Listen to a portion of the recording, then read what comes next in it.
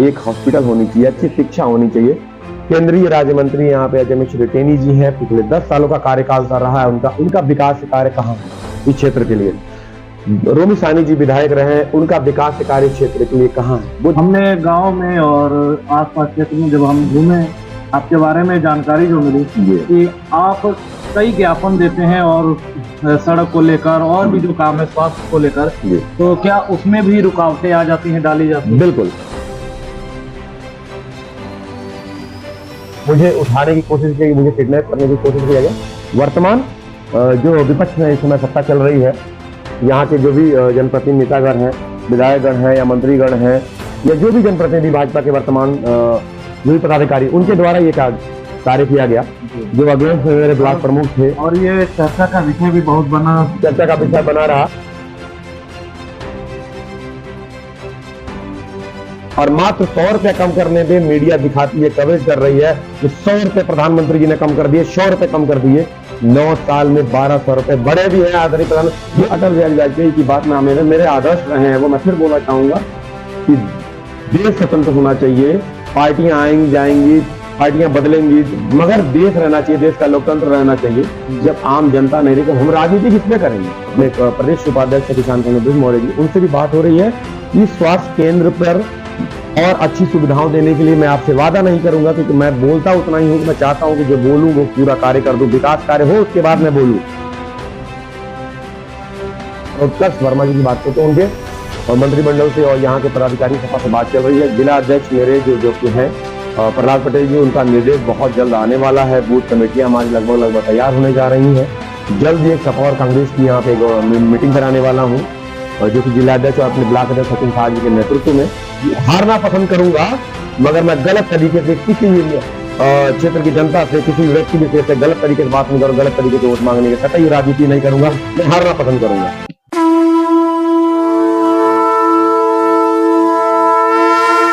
नमस्कार, मैं गुरसेठ पाल सिंह, आप देख रहे हैं आज का भारत टीवी। आज हम जनपद लखीमपुर खीरी के विधानसभा पलिया के संपूर्णा नगर में आए हुए हैं और हमारे साथ भैया मौजूद हैं राजन यादव जी, जो पूर्व ब्लॉक प्रमुख के प्रत्याशी भी रह चुके हैं और नगर अध्यक्ष भी रह चुके हैं। और अभी लोकसभा 2024 के चुनाव में इनको लखीमपुर खीरी से यूथ कांग्रेस आउटरीच सेल के द्वारा नियुक्ति की गई है और इनको इंचार्ज बनाया गया है लखीमपुर जिले का। तो हम इनसे बात करेंगे और चुनावी चर्चा करेंगे और इनकी क्या रणनीति है हम उस पर भी बात करेंगे और इन्होंने क्या प्रयास किए हैं जनहित में। और आपको मैं बता दूं कि ये शुरू से ही राजनीति से आने से पहले ये सामाजिक कार्य में अपना वर्चस्व दिखाते थे और हर प्रतियोगिता में ये भाग लेते थे, जाते थे, अपनी बात रखते थे और लोगों को अपनी ओर आकर्षित करते थे। तो हम इनसे बात करते हैं। नमस्कार भैया। जी नमस्कार, बहुत बहुत धन्यवाद कि आप लोगों ने बहुमूल्य समय निकाला मेरे लिए। जी, पहले तो आप अपना परिचय दीजिए। मैं राजन यादव, क्षेत्र पंचायत सदस्य संपूर्णा नगर वर्तमान में हूँ और यूथ कांग्रेस जो अभी आउटरीच विभाग है उसका मुझे इंचार्ज बनाया गया है और नगर अध्यक्ष पिछले 7-8 सालों से वर्षों से हूँ। और अच्छे कार्यों को देखते हुए, जो भी मेरी पार्टी है उस कार्यों को देखते हुए, जो उसकी सभ्यता है, उसकी संस्कृति को बहुत अच्छे तरीके से मैं लेके चल रहा हूँ और मन में बहुत ऊर्जा है, बहुत उल्लास है कि मैं क्षेत्र के लिए बहुत तमाम चीजें करूं। ब्लॉक प्रमुख प्रत्याशी रहा हूं अपनी कांग्रेस पार्टी से, जो कि राष्ट्रीय पार्टी है, जो कि आप जान रहे हैं। मेरी आवाज दबाने के लिए मेरे साथ मुझे शोषण किया गया और मुझे घर से भी मेरे पास फोन आए। आपके साथ जी मेरे ब्लॉक प्रमुख चुनाव में जब मैं नामांकन करने जा रहा था तो लोकतंत्र की कह सकते हैं कि लोकतंत्र की हत्या कर दी गई। एक जनप्रतिनिधि, एक जो क्षेत्र की अन्य समस्याओं को, जो यूथ हूं मैं, उठाना की मैं कोशिश कर रहा था, तो मेरी आवाज दबाने की कोशिश की गई, मुझे उठाने की कोशिश की गई, मुझे किडनैप करने की कोशिश किया गया। वर्तमान जो विपक्ष में इस समय सत्ता चल रही है, यहाँ के जो भी जनप्रतिनिधि नेतागण हैं, विधायकगण हैं या मंत्रीगण हैं या जो भी जनप्रतिनिधि भाजपा के वर्तमान जो भी पदाधिकारी, उनके द्वारा ये कार्य किया गया जो अगेंस्ट मेरे ब्लॉक प्रमुख थे। और ये चर्चा का विषय भी बहुत चर्चा का विषय बना रहा। एक आम इंसान, एक गरीब इंसान या एक ओबीसी समाज से व्यक्ति निकल के अगर आ रहा है अपनी आवाज उठाने के लिए या एक अपनी समस्याओं को लेकर, क्षेत्र की समस्याओं को लेकर, बड़ी ऊर्जा है, युवा हूं मैं तो ऊर्जा है मेरे में, बड़ी ईमानदारी से काम करने की इच्छा भी है मेरी। तो वो आवाज कहीं ना कहीं दबाने की कोशिश की गई। थोड़ा तकलीफ हुआ कि इस समय देश स्वतंत्र होने के उपरांत भी इतनी न्यायपालिका होने के बावजूद भी, पुलिस प्रशासन होने के बावजूद, पुलिस प्रशासन के, मैं वीडियो वो दिखा दूंगा आप लोग, पुलिस प्रशासन के बीच में मध्य रहते हुए कार्यवाही, एसडीएम वहां पे थे, पीओ वहां पे थे क्षेत्र में, और भी तमाम अधिकारीगण वहां पे थे। उसके उपरांत ये कार्य मेरे साथ हुआ, तो दिल कहीं ना कहीं बहुत दुखी है इस बात से। मैं एक राजनेता होने के नाते ये समझ सकता हूँ कि मैं सक्षम था इस पीड़ा, इस दर्द को, इस तकलीफ को मैं झेल ले गया। आम जनता के साथ अगर ये हो तो आम जनता इसको बर्दाश्त नहीं कर पाएगी। अच्छा, ये लोकतंत्र की हत्या जैसे हुई उस समय भी, और देखा जाए तो लगातार ऐसे माहौल चल रहा है, ऐसा बन रहा है, लोकतंत्र की हत्या बार बार हो रही है। अच्छा, हमने गांव में और आसपास क्षेत्र में जब हम घूमे, आपके बारे में जानकारी जो मिली कि आप कई ज्ञापन देते हैं और सड़क को लेकर और भी जो काम है स्वास्थ्य को लेकर, तो क्या उसमें भी रुकावटें आ जाती हैं, डाली जाती हैं? बिल्कुल, मैं इस news channel, Bharat news channel के माध्यम से और आप सबके माध्यम से ये मैं दिखाना चाहूंगा कि एक जब विपक्ष का नेता होता है, जैसे कि आज मैं बताना चाहूंगा कि अटल जी सदन में हुआ करते थे, नेहरू जी हुआ करते थे और राजीव गांधी जी हुआ करते थे। अगर विपक्ष की कोई बात आया करती थी, वो राजनेता अच्छे थे कि देश पहले हुआ करता था, सर्वोपरि हुआ करता था। अटल जी हारे हुए थे, उसके बावजूद भी राजीव गांधी जी ने उनका स्वास्थ्य के लिए और उनको मंत्री बना के, विदेश मंत्री, रक्षा मंत्री बना के उनको भेजा गया था। तो वो राजनीति हुआ करती थी, एक साफ छवि। इस समय मैं वर्तमान क्षेत्र पंचायत सदस्य होने के नाते जो मेरे कार्य क्षेत्र में एक सड़क है जो कि मैं मांग कर रहा हूं, ये आप देख सकते हैं कि ये ग्राम विकास अधिकारी, बीडीओ और ये मुख्यमंत्री, अभी लास्ट मंथ में मैं गया था मुख्यमंत्री महोदय के यहाँ ये डाल के आया हूँ सड़क के लिए, और एक जिलाधिकारी जो रिसीविंग है, आप देख सकते हैं ये रिसीविंग भी पड़ी हुई है यहाँ पे, जो उनके कार्यालय में रिसीव हुई है एक सड़क के लिए। 70 मीटर मात्र ये सड़क है। अच्छा। ये खंड विकास अधिकारी, ये मुख्य विकास अधिकारी, और जो कि हमारे कार्य क्षेत्र में है, और ये सड़क बननी चाहिए, वहां की जनता से ये ले लिया गया है। यहाँ के जो सेक्रेटरी महोदय हैं उनसे मैंने रिक्वेस्ट की, ग्राम प्रधान से, ब्लॉक प्रमुख महोदय से, जितने भी संबंधित अधिकारीगण है, सबसे मैंने रिक्वेस्ट की। पिछले 2 साल से 2.5 साल से मैं ये पत्र लिख रहा हूँ, और वो सड़क ना बनाने के लिए पता नहीं किस प्रकार की ये योजना चल रही है। एक तरीके से हमारे देश के प्रधानमंत्री कह रहे हैं कि सबका विकास, सबका साथ चाहिए, मगर ये विकास कहाँ हो रहा है? जो सड़क पे माताएं, मैंने छोटे छोटे बच्चे आते जाते हैं, प्रेग्नेंट महिला है, कोई आते जाते हैं, वो गिर जाते हैं, वो बच्चे, तो कच्ची सड़क है।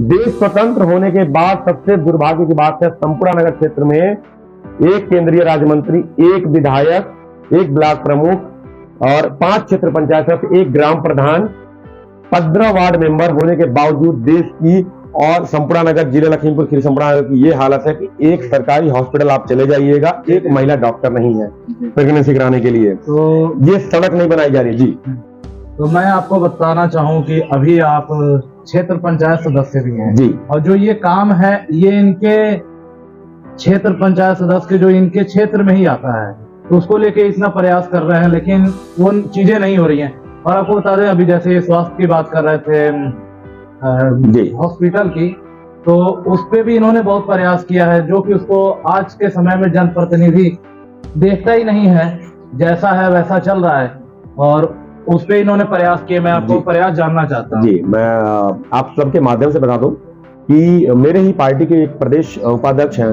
किसान कांग्रेस के ब्रिज मौर्य जी, तो उनसे मैंने बड़ी आग्रह की थी, और तो उनके आग्रह के बाद उन्होंने व्यक्तिगत या जिस तरीके से भी उन्होंने देवतुल्य बनकर इस क्षेत्र के लिए, उन्होंने जो आपकी एनएम सेंटर है रायनगर गांव में, जो कि डिस्ट्रिक्ट लखीमपुर खीरी में आता, उसमें सोलर प्लांट दिया पूरा, जो कि आज उस सोलर प्लांट से डिलीवरी वगैरह वहां की जो भी चीजें हो रही हैं उस सोलर प्लांट से चल रही हैं। अच्छा। प्राथमिक स्वास्थ्य केंद्र खजुरिया भानपुर में चले जाइएगा, सोलर प्लांट उन्होंने दे रखा है, और हमारे प्रयासों द्वारा वो सोलर प्लांट चल रहा है।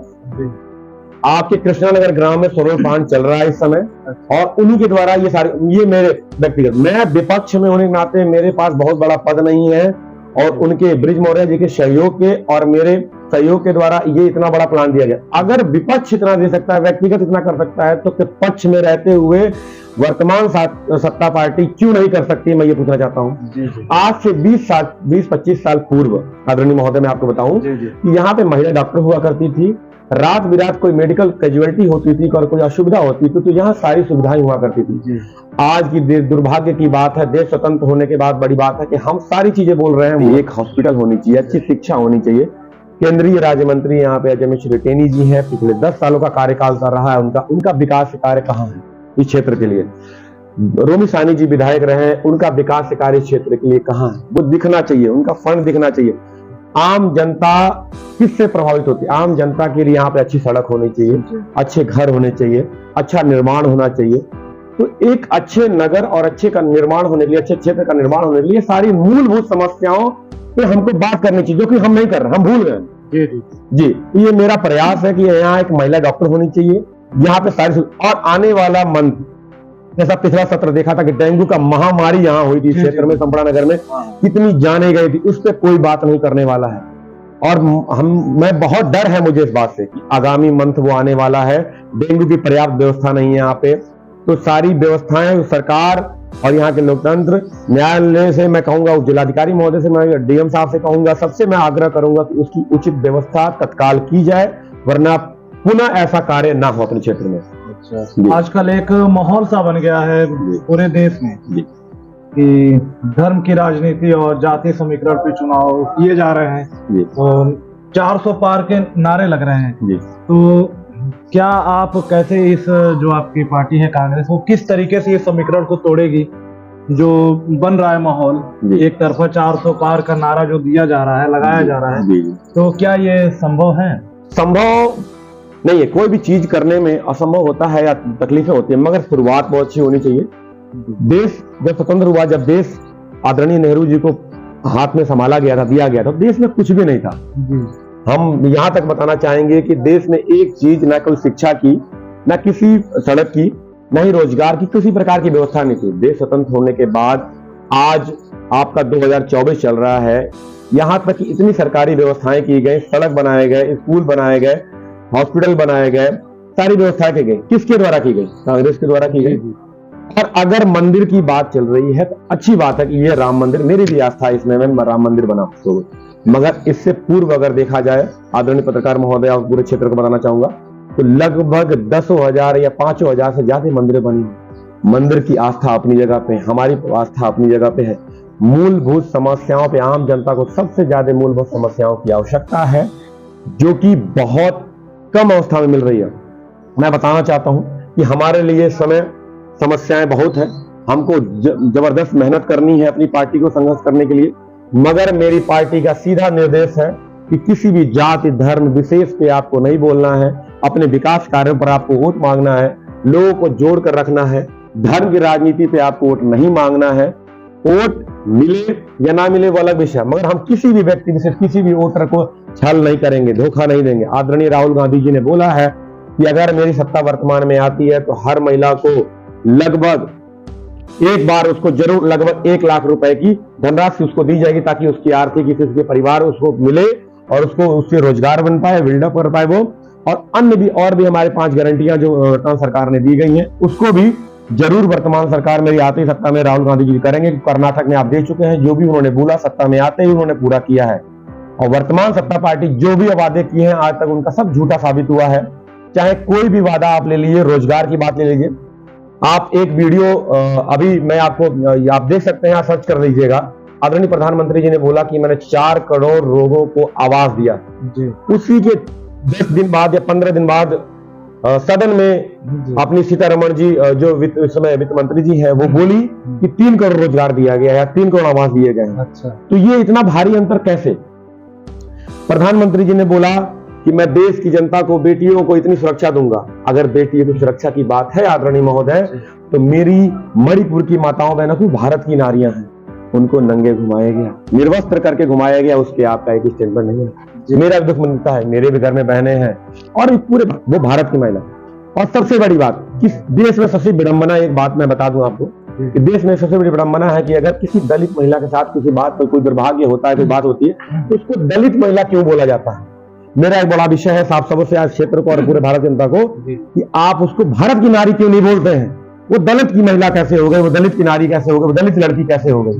भारतीय नारी है ना, वो दलित की महिला नहीं है। ये तो आपने बहुत अच्छी बात कही। वो दलित की महिला। और जनता जो भी देख रही, जो व्यूवर्स हैं, लेकिन उन्होंने एक बहुत बड़ी बात कही कि उसे भारत की नारी ना करके दलित की नारी या दलित की बेटी या पुत्री या माता कही जाती है जी। तो ये बहुत गंदी, बहुत नीच किस्म की ये सोच है। तो हमें उस सोच को उठाना चाहिए। और हमारे साथ जो राजन सर है, ये एक नया नाम दे रहे हैं नारी को कि भारतीय नारी, और ये जाति जो है इन सबको छोड़ के हमें विकास की राजनीति करनी चाहिए। और इनको मैंने जब भी बोलते हुए कहीं सुना है या इनके बारे में जो भी, तो ये विकास की ही राजनीति करते हैं। अभी भी ये विकास की बातें कर रहे हैं और कहीं नहीं जा रहे हैं।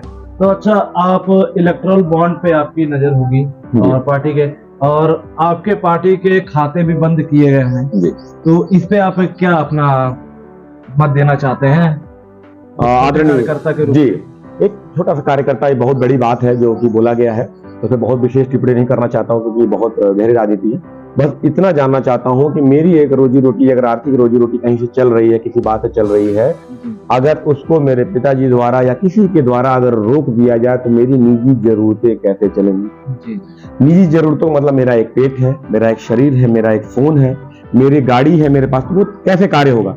तो वर्तमान सत्ता को, वर्तमान विपक्ष को या ये देखना चाहिए कि वर्तमान विपक्ष की पार्टी को अगर या तो फ्रीज कर दिया गया, मेरे अकाउंट को फ्रीज कर दिया जाए, तो चुनाव कैसे होंगे? हम देश की आवाम को कैसे ये बता पाएंगे कि आप सही या गलत? विपक्ष होना बहुत अति आवश्यक है, सब जानते हैं जी जी। और आप लोकतंत्र की चौथे स्तंभ माने गए हैं पत्रकार महोदय। तो इलेक्ट्रिक बॉन्ड के बारे में जो भी सच्चाई या साक्ष्य रखी गई सुप्रीम कोर्ट के द्वारा या एसबीआई बैंक ने रखा, उसमें आप धांधली देख सकते हैं किस तरीके का है।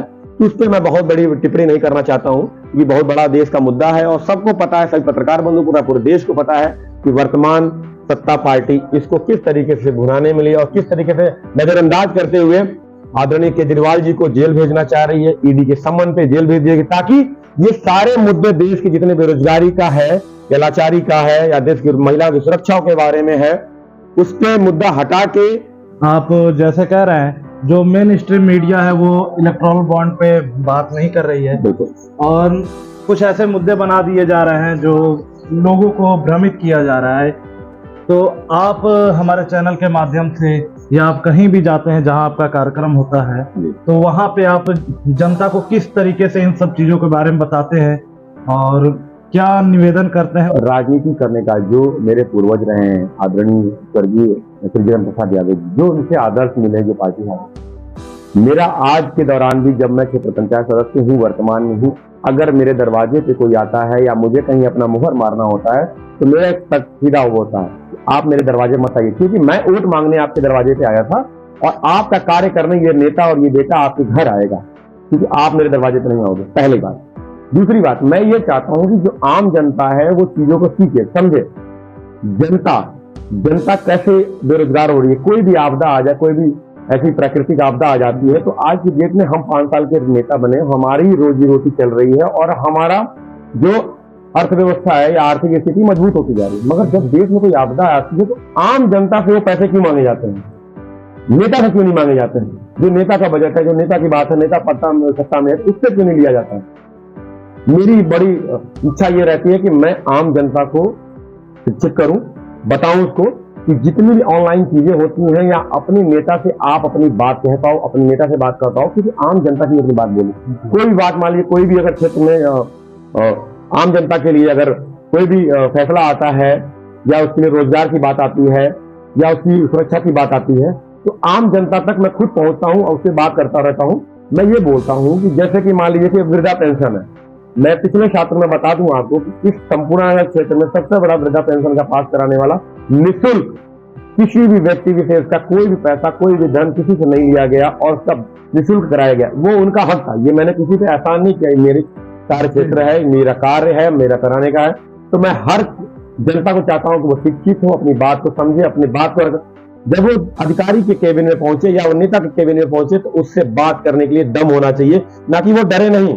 जब हम आते हैं, भाषण देने आते हैं, तो हम तमाम लोभी बातें करते रहता हूं। मैं ये झूठ बोलना नहीं चाहता हूं, मेरे अंदर वो इंसानियत है, मैं झूठ बोलना नहीं चाहता हूं। मैं आम जनता चाहता हूं कि मेरे पास टच में रहे, वो पूछे कि आपने ये मैंने काम दिया था, ये आप मेरा काम क्यों नहीं किया, वो मुझसे पूछे, मैं वो जवाबदेही हूं, मैं वो काम करूंगा उसका। तो हर जनता को शिक्षित होने का वो है। मैं चाहता हूं कि इसलिए समय समय पर जितना भी समय मेरे पास मिलता है कि आम जनता को शिक्षित करूं, कि जो भी उनके रोजगार के अवसर आए हुए हैं या जो भी सुविधाएं जनता के लिए दी जाती हैं, या वो आवास तक की हो, लैट्रिन का हो, या वृद्धा पेंशन हो, विधवा पेंशन हो, दिव्यांग पेंशन हो, यानी जो भी चीजें सुविधाएं आए वो जनता जाने समझे और उनका काम निःशुल्क हो। तो ये आप बहुत बड़ी बात कर रहे हैं। ये हमारे साथ राजन यादव जी थे, विकास की राजनीति करना चाहते हैं और लोगों को बता रहे हैं हमारे चैनल के माध्यम से, और जहां भी ये जाते हैं बताते हैं कि जो भी काम है विकास वाले, वृद्धा पेंशन, आवास और अन्य, तो वो आपका हक है, वो आप हमसे आके मांगिए, हमसे कहिए, हमसे मतलब जनप्रतिनिधि से, जो भी आपके क्षेत्र के जो निचले स्तर के जनप्रतिनिधि हैं जिन तक आप पहुंच सकते हैं, तो आप उनसे वो हक मांगिए, ये आपका हक है। और हम और भी इनसे चर्चा करेंगे कि जो अस्पताल है संपूर्णा नगर CHC, क्या प्रयास जी आदरणीय पत्रकार महोदय, मैं आपको बता दूं कि लॉकडाउन का जो पीरियड था, कोरोना का भय भी, उसके बारे में बात करके भी हम लोगों को बहुत जरूरत है। कहीं ना कहीं हर एक परिवार, हर एक खानदान में, हर एक व्यक्ति विशेष के परिवार में कोई ना कोई इस गंभीर बीमारी से खत्म हुआ है। वो बहुत तकलीफ और दुख दर्द की बात है। उस बारे में बात करने के भी मुझे थोड़ा सा बहुत डर या भय महसूस होता है। उस समय इस भयंकर त्रासदी में 3 साल संपूर्णा नगर का CHC यानी कि जो भी प्राथमिक स्वास्थ्य केंद्र है संपूर्णा नगर का, वो खाली रहा। यहाँ के लोकल के जो भी डॉक्टर रहे, प्राइवेट डॉक्टर रहे, उन्होंने पूरे क्षेत्र को संभाला, देखा। मैं उनका भी धन्यवाद देना चाहता हूँ इस मीडिया के माध्यम से, इस चैनल के माध्यम से। वो डॉक्टर सब लोगों ने सभी देव तुल्य थे, भगवान समझते कि सबको देगा। उसके बाद डॉक्टरों की नियुक्ति होती है, डॉक्टर की शिकायतें होती हैं, डॉक्टरों को यहाँ पे ट्रांसफर के लिए लेटर आता है। मैं CMO महोदय से पास जाता हूँ यहाँ अपना कार्य को छोड़कर, मैं उनसे बोलता हूँ कि मेरे डॉक्टर जो नियुक्ति हुई है, उन डॉक्टर से मेरा कोई हितैषी नहीं है, मेरे प्राइवेट नहीं है, मेरे परिवार के नहीं है, उनका ट्रांसफर बिल्कुल। मगर उस चेयर पे, उस नियुक्ति पे एक डॉक्टर की नियुक्ति होगी, उसके उपरांत यहाँ से डॉक्टर ये जाएंगे। वो क्यों जाएंगे? क्योंकि किसी भी लेवल, ये रूरल एरिया है, क्षेत्र हमारा बहुत गरीब है, क्षेत्र हमारे पास क्षेत्र के पास बनता नहीं है। अगर 300-400 रुपए की कोई बंदा दिहाड़ी करके जा रहा है, तो 150-200 रुपए किसी डॉक्टर को फीस दे रहा है, तो उसके बाद वो दवा दिया 150-200 रुपए, वो ठीक नहीं हो पाता है। अगर वही MBBS डॉक्टर यहाँ पे अगर बैठे तो उसको निःशुल्क दवाएं मिलेंगी, निःशुल्क शिक्षा मिलेगी, निःशुल्क उपचार मिलेगा और सही परामर्श मिलेगा, तो ताकि उसको सही स्वास्थ्य मिल पाएगा। तो सही स्वास्थ्य मिल पाएगा तभी एक देश की, एक संचार की और एक परिवार की सही से उत्थान हो पाएगा। तो ये मेरी इच्छा ये रहती है कि किसी भी डॉक्टर की अगर यहाँ नियुक्ति हो तो उसका ट्रांसफर ना हो। अधीक्षक महोदय से मैं कई बार गया, यहाँ पे मूलभूत समस्याओं को लेकर, जैसे कि एक फ्रीजर होना चाहिए, एक यहाँ पे सारी चेकअप वाली व्यवस्थाएं होनी चाहिए। जैसे कि आगामी मंथ में फिर से बोलना चाहूंगा कि डेंगू का, चिकनगुनिया का या अन्य जो भी समस्याएं हैं, फीवर का, कई बीमारियां हैं जिसके जांच यहाँ पे नहीं हो पाते हैं।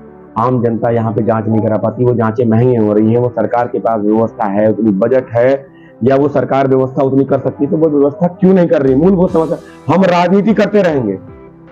मैं फिर बोलना चाह रहा हूं कि अटल बिहारी वाजपेयी की बात में मेरे आदर्श रहे हैं, वो मैं फिर बोलना चाहूंगा कि देश स्वतंत्र होना चाहिए। पार्टियां आएंगी जाएंगी, पार्टियां बदलेंगी, मगर देश रहना चाहिए, देश का लोकतंत्र रहना चाहिए। जब आम जनता नहीं रहेगी, हम राजनीति किस पे करेंगे? जब अधीक्षक महोदय के पास गया था तो उनसे मेरी बात लगभग हुई है, और बेहद जल्द यहाँ पे और भी अच्छी सुविधाएं यहाँ पे दी जाएंगी।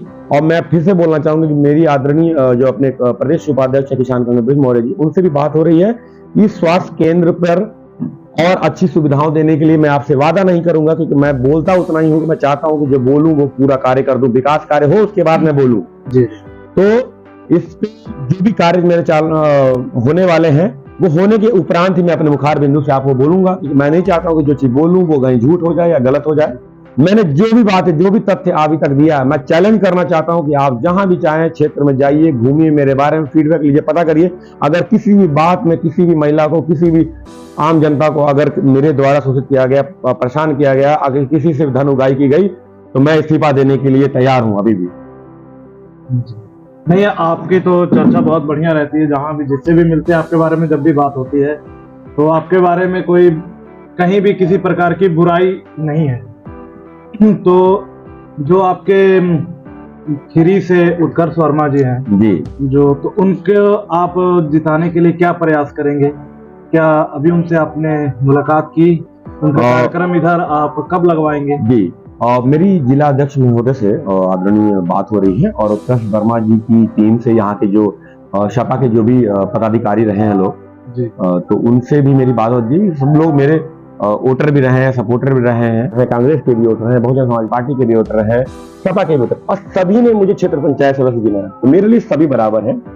तो उन जनता से मैं कहूंगा कि कहीं भी चुनाव के चक्कर में, वोट के चक्कर में आपसी मतभेद, आपसी तनाव नहीं होना चाहिए। और उत्कर्ष वर्मा जी की बात करो तो उनके मंत्रिमंडल से और यहाँ के पदाधिकारी सभा से बात चल रही है। जिला अध्यक्ष मेरे जो कि हैं प्रहलाद पटेल जी, उनका निर्देश बहुत जल्द आने वाला है। बूथ कमेटियां हमारी लगभग तैयार होने जा रही हैं। जल्द ही एक सपा और कांग्रेस की यहाँ पे एक मीटिंग कराने वाला हूँ जो कि जिला अध्यक्ष और अपने ब्लॉक अध्यक्ष सचिन शाह जी के नेतृत्व में, और उसके बाद एक रणनीति तैयार होगी।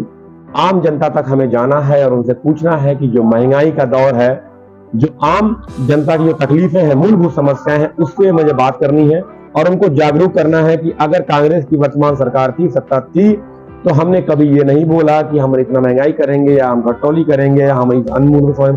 हमारी बस ये मांग करनी है कि पिछले 9 साल 10 साल से वर्तमान सरकार की पार्टी है और महिला आयोग के दिवस में अगर आदरणीय प्रधानमंत्री जी द्वारा 100 रुपया माफ कर दिया गया, तो पिछले 9 सालों में अगर 1200 रुपया गया तो उन 1200 सालों में या 9 सालों में तो 1200 रुपए के हिसाब से 1100 रुपए के जो सिलेंडर मिल रहा था, उसकी दाम और 400 के जो अंतर कितना है। और मात्र 100 रुपया कम करने पे मीडिया दिखाती है, कवरेज कर रही है कि 100 रुपए प्रधानमंत्री जी ने कम कर दिए, 100 रुपए कम कर दिए। 9 साल में 1200 रुपए बढ़े भी हैं आदरणीय प्रधान, वो कौन पूछेगा उनसे? वो भी तो पूछना चाहिए। तो ये सारी जो मूल ये समस्याएं हैं, ये जो लोगों को उकसाने वाली चीजें हैं, लोगों को बताने वाली चीजें हैं, वो आम जनता से मैं बात करूंगा। मेरी एक टीम है 30-25 सदस्यों की, ये यूथ की, अपने बुजुर्गों को लेकर साथ में जाना है, लोगों से बात करनी है, आम जनता को ये चीजें बतानी है। इन बताने के हिसाब से उसी के हिसाब से वोट माना। मैं गलत तरीके से कर रहा हूं, मैं हारना पसंद करूंगा, मगर मैं गलत तरीके से किसी भी क्षेत्र की जनता से, किसी भी व्यक्ति विशेष से गलत तरीके से बात नहीं करूंगा, गलत तरीके से वोट मांगने का कतई राजनीति नहीं करूंगा, मैं हारना पसंद करूंगा। तो ये लोगों को जागरूक भी करेंगे महंगाई को लेके, स्वास्थ्य को लेके, कि इन्होंने क्या काम किए हैं और इनकी पार्टी कांग्रेस ने क्या काम किया है, और जो वर्तमान में अभी जो सरकार है उसने क्या काम किए हैं 10 सालों में, उस पर भी ये लोगों को बताएंगे और उन लोगों को जागरूक करेंगे। तो इनका ये भी है, इनका ये मानना है कि हमारी पार्टी भले ही हार जाए, लेकिन धर्म की राजनीति और जात की राजनीति हम नहीं करेंगे, हम विकास की राजनीति करेंगे, जो कि बहुत अच्छी बात है। तो हम इसी पे ही विराम लेते हैं और इनको हम बहुत बहुत शुभकामनाएं भी देते हैं। और आप देख रहे थे आज का भारत, मैं गुरसेठ पाल सिंह, कैमरामैन रणजीत सिंह भिंडर के साथ लखीमपुर खीरी।